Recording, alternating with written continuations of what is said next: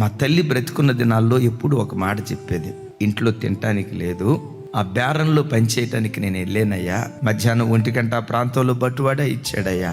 సరిగ్గా పాత bus stand దగ్గరకు వచ్చి అక్కడ మామిడికాయల బుట్ట కనపడితే ఒక మామిడికాయ కొనుక్కొని, అప్పటికి 2 రోజులు అవుతుందయ్యా భోజనం చేసి, ఆ మామిడికాయ అక్కడే బస్ స్టాండ్ నడివీధిలో నిలవబడి ధనాధన 1 నిమిషంలో తిన్నానయ్యా. ప్రభా, మా పూర్వపు స్థితి ఇదే, ఈ స్థితిలో నుంచి మమ్మల్ని లేవనెత్తావా, నీ కొందనాలు వేసాయ్యా అని ఆ అమ్మ చెప్పిన మాట హృదయాన్ని ఎట్లా పిండేసినట్టయిపో. నీ బ్రతుకులో కూడా ఎన్ని మహోపకార్యాలు దేవుడు చేయలేదురా.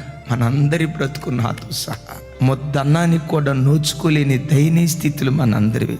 రెక్కాడితే గాని డొక్కాడని పరిస్థితులు మనందరివి. ఆ పేద ఇంటిలో నుంచి దేవుడు మనల్ని లేవనెత్తి ఈ పట్టణంలో వేడుకగా దేవుడు నిలవబెట్టాడే.